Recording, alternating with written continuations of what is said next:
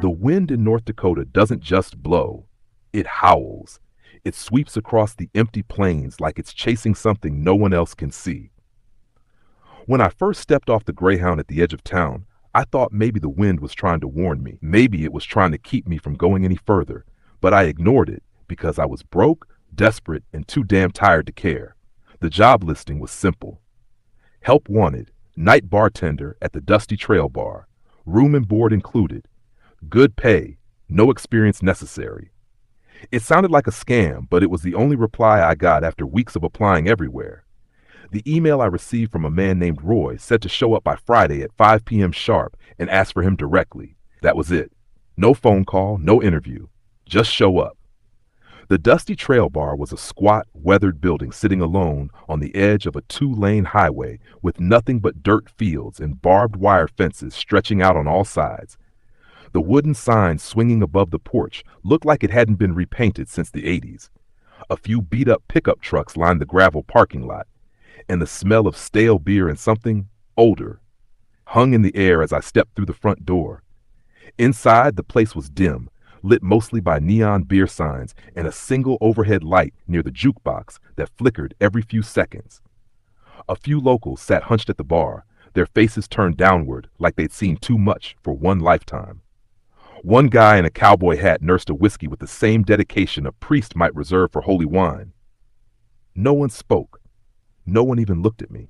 A heavy-set man with a gray beard and a trucker cap emerged from behind the bar. His eyes were bloodshot, and his flannel shirt was stained with grease and sweat. He didn't smile. "You the one sent by email?" he asked.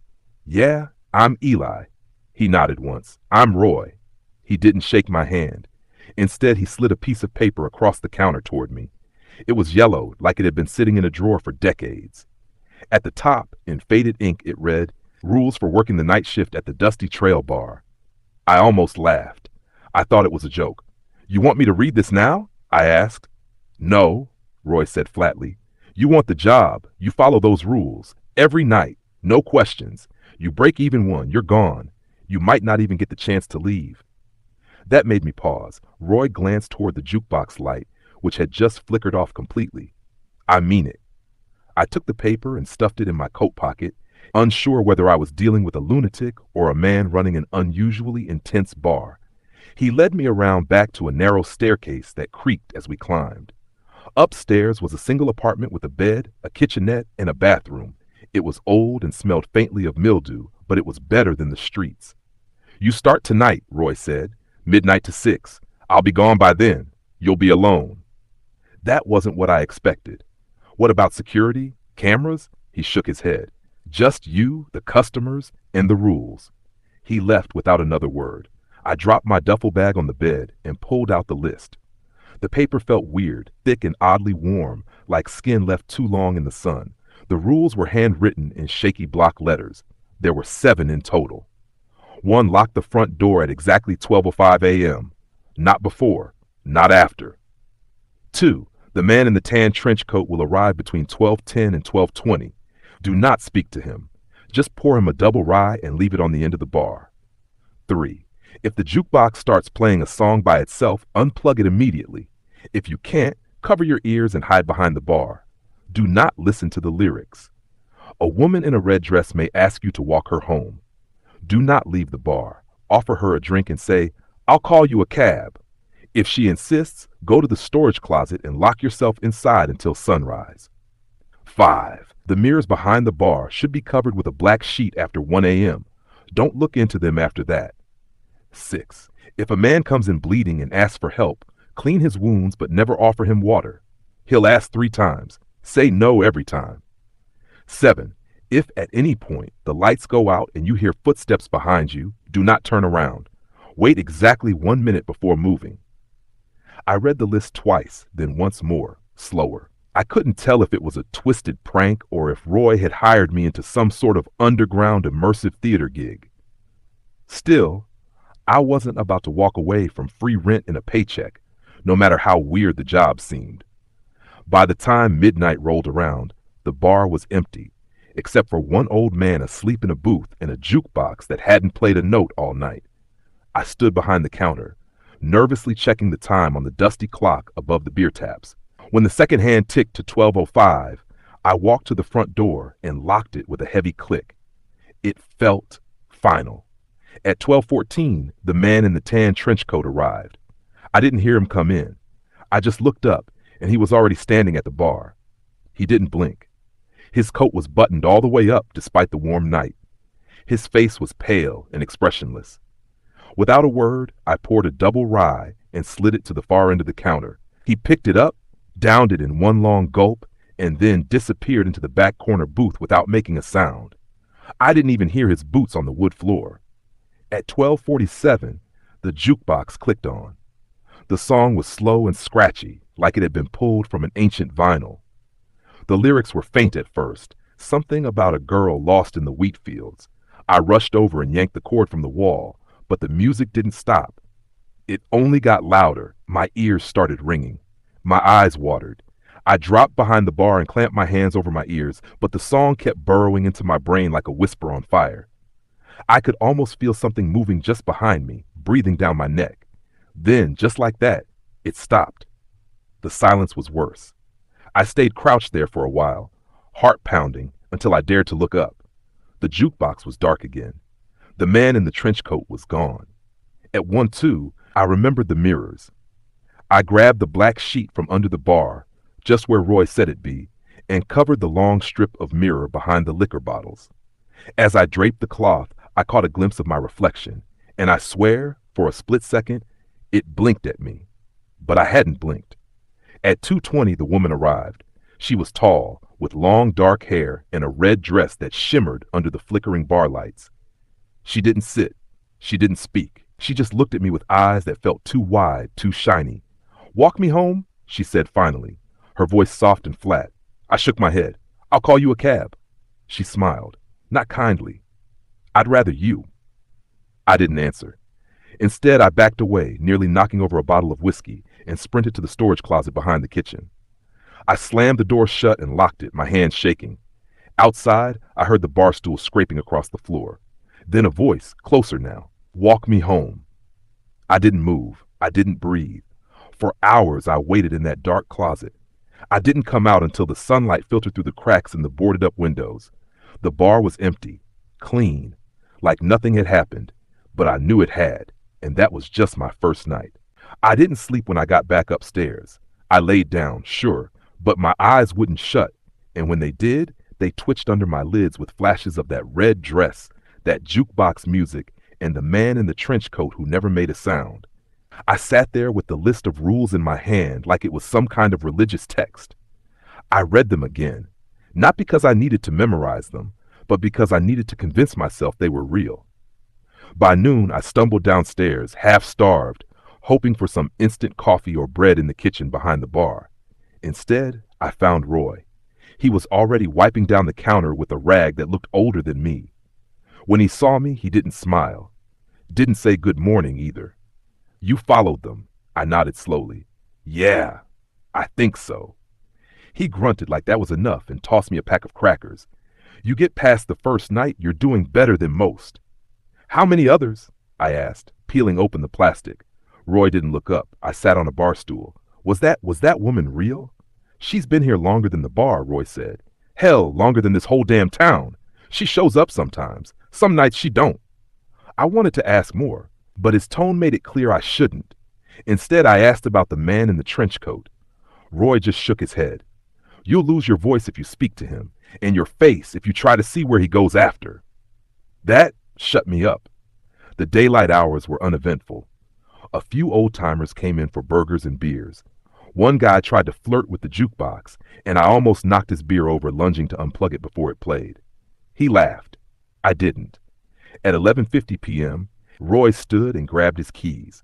"You know the drill. Lock up at 12:05. "Roy," I said before he reached the door, "why don't you work nights?" He paused, turned back just enough for me to see the side of his weathered face. "I did, once." Then he walked out, and I was alone again. Midnight came fast. I locked the door at exactly 12:05. The wind outside screamed like it had a voice of its own, like it was speaking a warning I still didn't understand. The air inside the bar felt heavy, as if the walls were holding their breath. I stood behind the bar and waited. At 12:11, the man in the trench coat returned. He took his drink. No words, no glance, just his silent ritual before dissolving into the shadows of the corner booth. I turned my back the moment he lifted the glass. I didn't want to see what his mouth looked like. The jukebox stayed dead silent, thank God.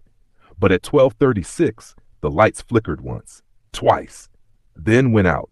My breath caught in my throat, and behind me, I heard footsteps, slow, deliberate, wet. I froze. The rule came to me immediately. If at any point the lights go out and you hear footsteps behind you, do not turn around. Wait exactly 1 minute before moving. I clamped my eyes shut and counted in my head. 1, 2, 3. The footsteps were circling me now. I could feel the cold presence just inches from my neck. 17, 18. A faint whisper, so faint I couldn't tell if it came from outside or inside my skull, said, "Turn around, Eli." 34. Something brushed my back. Cold, slime slick. 42. My knees trembled. 57, 58. The steps paused. 59, 60.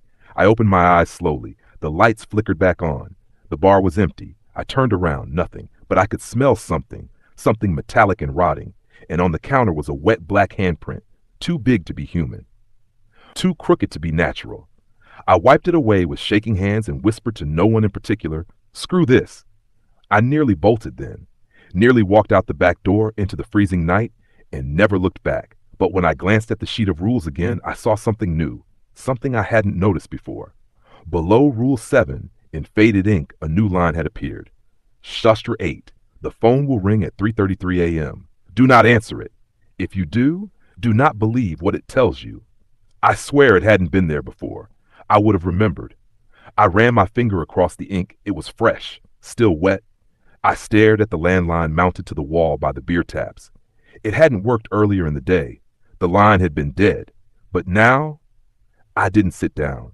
I just stood there and watched the seconds tick by, checking the phone every few minutes. My nerves stretched thinner than thread. The silence felt too clean, like something was waiting with me. At 3:32 a.m., I stepped closer to the phone, close enough to hear a low static humming on the other end. It hadn't rung yet, but it was alive. 3:33 a.m., the phone rang. Once, twice, 3 times. It was the 4th ring that broke me. I snatched the receiver and pressed it to my ear. I don't know why. I don't even remember lifting my hand. I just heard the voice. It wasn't a voice I recognized, but it spoke like someone who knew me. Knew my mother's name. Knew the name of the street I grew up on. Knew the song I cried to the day my dad died. It spoke in a calm, flat tone. "Ellie, you shouldn't be here." My throat tightened. "Who is this? You should have left after the first night, but you're curious, aren't you? Curious enough to stay. Curious enough to disobey." The phone got colder in my hand. I couldn't move. "She's waiting for you upstairs," the voice said. "Who?"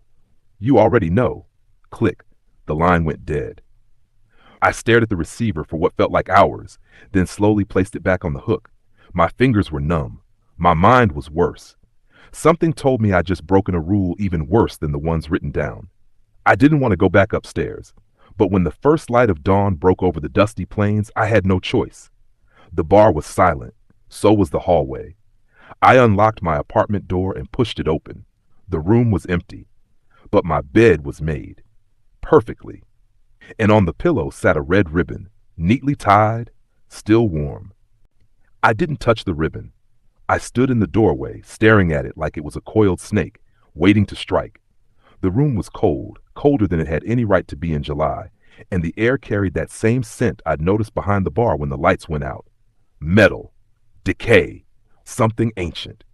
I backed out slowly, closed the door, and slept in the storage closet downstairs. I didn't even try to explain it to Roy when he came in at noon. He walked in, took one look at me sitting on a crate of canned chili with dark circles under my eyes, and tossed me a thermos of coffee. "You answered the phone, didn't you?" I didn't say anything. He just nodded, like that was answer enough. "They always try that around the 3rd night. They know you're getting used to the rules. That's when they start bending them." I stared at him. "They? Who the hell are they?" Roy didn't answer. He just started sweeping the floor like we were having a normal Tuesday. "Roy," I said, louder this time. "I found something in my room, a red ribbon on my pillow." He froze for half a second. then continued sweeping. "Don't bring it here," he muttered. "I didn't touch it." "Good. Leave it there. Don't burn it. Don't throw it away. Just don't touch it." "I think it was hers," I said quietly. He didn't need me to explain who. He finally looked at me. "You didn't talk to her, did you?" "No," I lied. He didn't push it. That night I stayed downstairs again. I didn't dare sleep. I sat behind the bar with my eyes on the rules, rereading them, waiting for something else to change. I didn't know if the rules were cursed or if the bar itself was alive and writing them. But sure enough, around 11:40 p.m., I noticed it again. A new rule. 9. If the piano starts playing in the back room, do not enter. Do not knock. Do not listen. The one playing is not a guest. There was no piano in this bar. At least, I thought there wasn't. I hadn't seen one, but now I wasn't so sure. I remembered a locked room in the back hallway that Roy said was just storage. I'd never checked it, never had the nerve. Now I didn't want to know. 12:05 a.m. Locked the door. The man in the trench coat returned. I slid him the rye. He didn't blink, didn't drink immediately either. Just held the glass in one pale hand and stared at it for an uncomfortable amount of time before slowly lifting it to his lips. I turned my back, just like the rules said. But in the mirror, just before I covered it, I caught a glimpse of something I can't unsee. His reflection wasn't drinking the rye. It was staring at me, smiling. By 12:30, I was sweating. The lights buzzed but stayed on. The jukebox remained silent. Then, faintly, I heard it. Piano music. Soft, sad, deliberate. Notes I couldn't place, but that felt strangely familiar, like something I'd heard in a dream when I was a kid.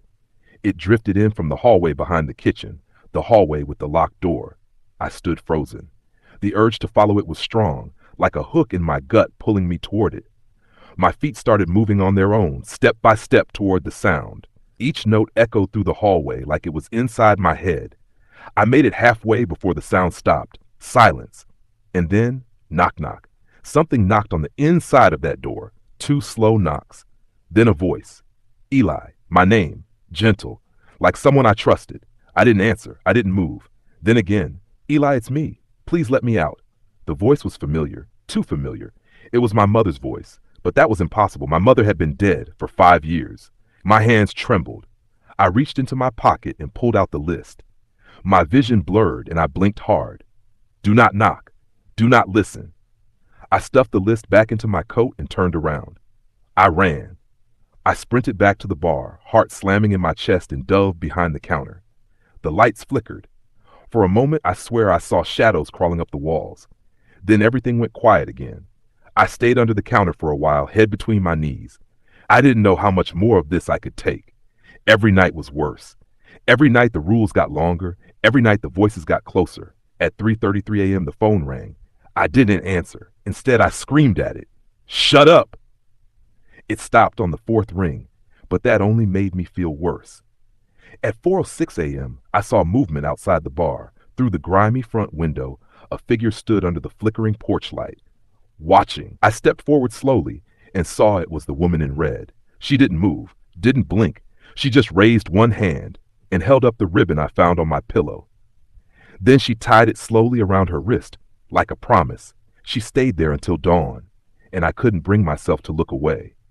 When Roy came in the next day, he didn't ask why I looked like hell. He just handed me another thermos. She's marked you, he said softly. I didn't touch the ribbon, I whispered. You didn't have to. She's picked you. For what? He paused. Don't know. Maybe just to watch. Maybe worse.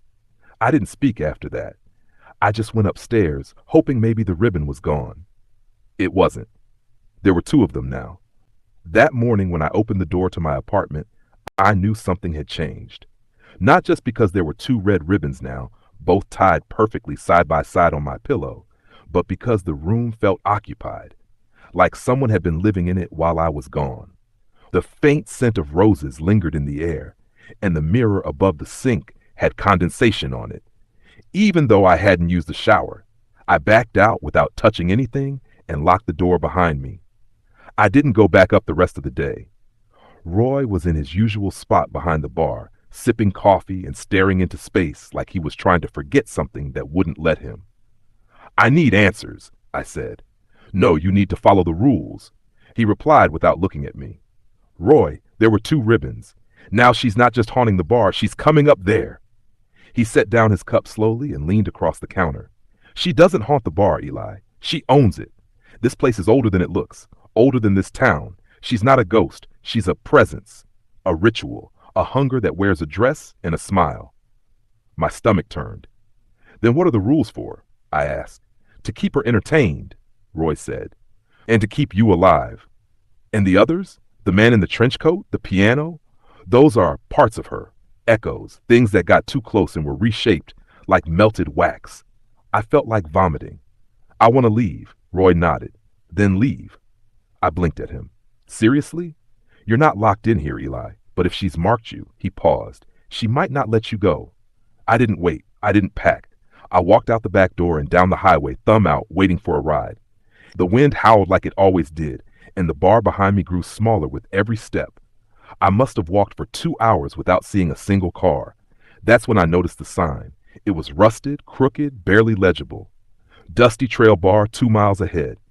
But that couldn't be right. I had left that place 2 hours ago. I turned around to look behind me and froze. The bar was still there, right behind me, like I'd never walked away. I didn't try again. That night, the list had changed once more. A 10th rule had appeared. 10. If you try to leave and fail, don't talk about it out loud. She listens, and she remembers. I stopped talking after that.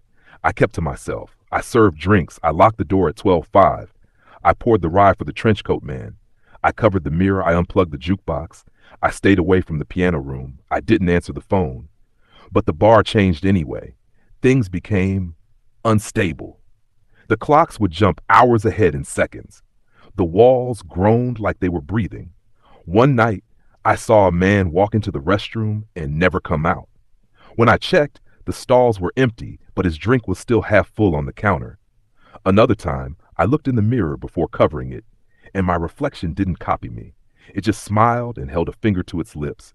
Shh! I nearly broke down right there on the floor. At 2:33 a.m., the jukebox came on by itself, even though it was unplugged. I didn't even have time to react before the lyrics slammed into my head like a hammer. It sang of graves and bones and names I'd never told anyone. Names of my childhood pets, my first kiss, my brother. I dropped to the floor and screamed until it stopped. At 3:33 a.m., the phone rang again. I didn't answer. I just stared at it until it stopped. But now I could hear the static hum even when it wasn't ringing. At 4:01 a.m., the woman appeared inside the bar. She didn't knock, didn't come from the door. She was just suddenly sitting at the far booth, hands folded in front of her, face tilted down so her long black hair covered it. I didn't speak. I didn't move. Her head slowly lifted. She smiled, and then she said something that broke me. Eli, it's almost time. The lights went out. This time there were no footsteps, just breathing everywhere. Inside my head, outside the walls, in the floorboards. Breathing in sync with mine until mine stopped. I think I passed out. I woke up behind the bar, cold and alone, but not untouched. There was a new item on the counter in front of me, a third red ribbon, and beneath it, scrawled directly onto the wood in what looked like ash or blood. Do you love me yet? I didn't work that next night. Roy didn't come in. No one did. The doors stayed locked, but the list updated anyway. 11, on the 6th night, she'll ask you a question. Answer carefully. The wrong answer is worse than death. The morning after the 5th night, I didn't leave the closet. I couldn't. I sat on the concrete floor, back against the crates, knees to my chest, just staring into the dark. My hands trembled uncontrollably. I hadn't eaten. I hadn't slept. My brain felt like a beehive of whispers and claws scratching from the inside. I was breaking, and I knew the 6th night was coming, the final one, the night of the question. I don't know how I knew, but I could feel it in my bones like a storm coming. The air in the bar was thicker, heavier, humming with a pressure I'd never felt before. The rules hadn't changed again. Not yet, but that didn't bring any comfort. When Roy came in that afternoon, I almost didn't open the door for him. But he banged loud enough to make the shelves rattle, and I knew he wasn't going to leave. I let him in and collapsed on a stool. He didn't speak at first, just poured us both a shot of cheap bourbon and slid one toward me. I didn't touch it. You're still here, he finally said. Most don't make it this far. I didn't respond. Roy sighed and took his shot. Sixth night is the final test. You'll either leave here a part of her, or not leave at all. What's the question? I asked, barely above a whisper. He shook his head. No one knows until they hear it, and if you try to lie, she'll know. My eyes burned. Is there a right answer? There's a true answer, Roy said. Whether or not it saves you depends on what kind of man you are. That didn't help. Before he left, Roy handed me a small black key. What's this? He didn't meet my eyes. Just in case. Don't use it unless you have to. You'll know when. Then he walked out the front door for what I felt was the last time. That night, the bar was different. Still. Too still. Not empty. Never empty. But the kind of stillness that follows a deep breath before a scream. Even the wind outside had died. I locked the door at 12:05. The man in the trench coat came and went. His drink untouched this time. The jukebox never lit up. The mirror stayed dark. The piano room was silent. It was almost peaceful, which terrified me more than anything. At 2 a.m., the lights dimmed, not off, just low. A reddish glow spread across the bar like sunset bleeding through the walls. The rule sheet was no longer where I left it. Instead, in its place, was a single white card with 4 words printed in perfect handwriting. She is already here. I looked up, and there she was, sitting at the bar like a queen without a court. Her red dress shimmered like liquid fire in the dim light. Her hair hung straight down, perfectly still, as if no air dared move it. Her eyes were black as oil, rimmed in red, and on her wrist, 3 ribbons. My ribbons. She smiled at me. Her teeth were straight, perfect, too white to be real. Ellie, she said softly, sit with me. I didn't want to. Every instinct screamed at me to run, but my body moved on its own, dragging me to the stool beside her, like a puppet on fraying strings. Her perfume, roses and rot, wrapped around me, suffocating and sweet. She rested her chin in her hand and tilted her head, studying me. You followed my rules, she said. I nodded once. You stayed, even when you were afraid. Again I nodded. You listened. You endured. You saw what others could not bear to see.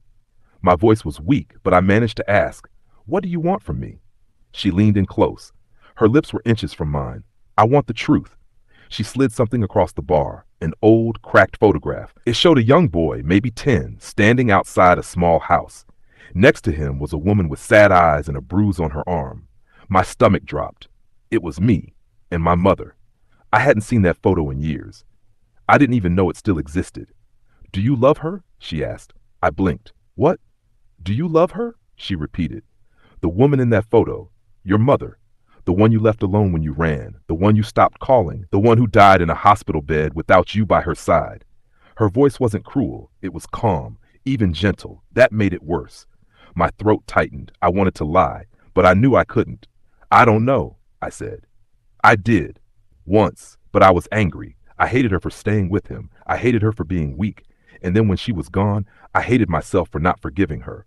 I don't know what that is, love or guilt or regret. The woman in red smiled wider. Good, she said. That was the truth. Then she placed her hand over mine. The skin of her palm was ice cold, yet it burned. You've given me a piece of yourself, she whispered. Now I will give you a choice. The lights flickered once. Then all around us the bar changed. The walls cracked open like rotted fruit, revealing eyes and mouths and hands clawing at the wood. The ceiling split, revealing a void of swirling shadows. The jukebox screamed in every voice I'd ever heard. The mirrors shattered, and from the shards, reflections crawled out on all fours, grinning. And through it all, the woman stayed calm. You can stay, she said. Become part of me. Join the others in the walls. No more pain, no more fear, just stillness. Forever. I trembled. And the other option?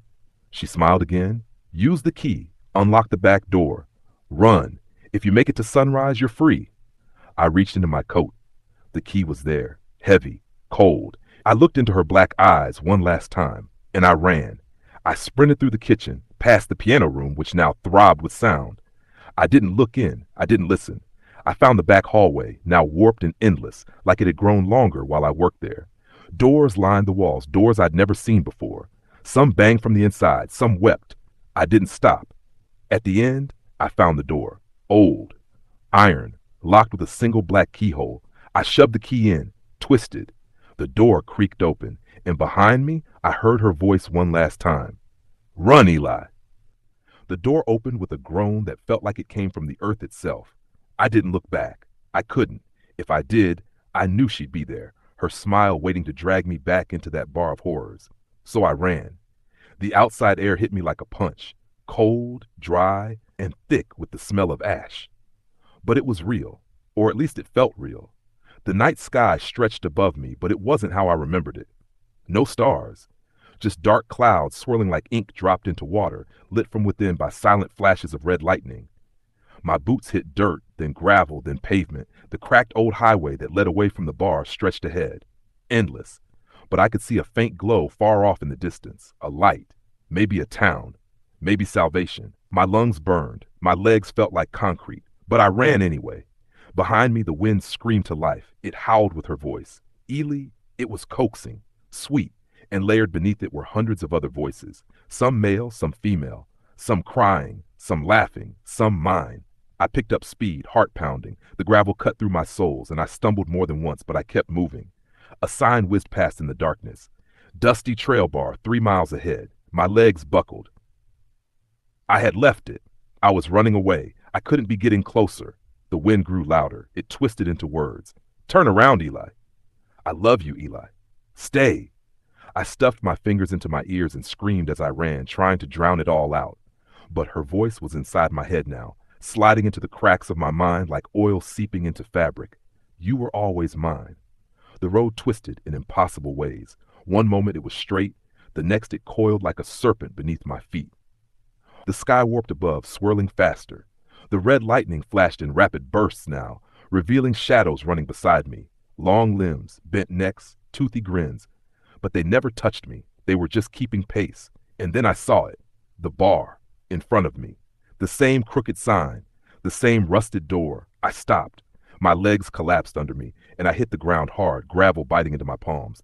I stared at it in disbelief. I had been running for nearly an hour. And I had arrived back where I started. I wanted to scream, to cry.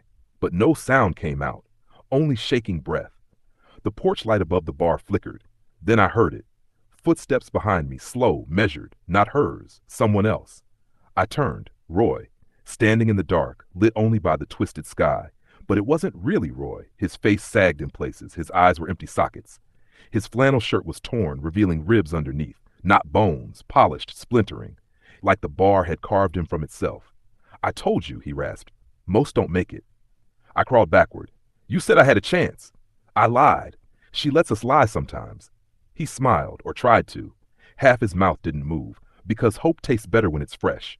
He stepped closer. His hands were twisted, fingers bent the wrong way, nails like rusted nails. You're part of it now, like I am, like we all are. No, I whispered. Then a light bloomed in the distance, faint, golden. A sunrise. I blinked. Roy, or what was left of him, froze. So did the shadows around me.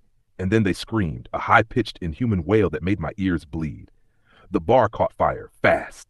Like the wood itself wanted to burn. Flames erupted from the windows, black and red and unnatural, twisting into the sky. The roof caved in. The neon sign burst with a shriek. The woman's voice rose above it all. No, but I was already running, this time away. And the light that light got closer. The sky turned from black to deep orange, real sun, real day.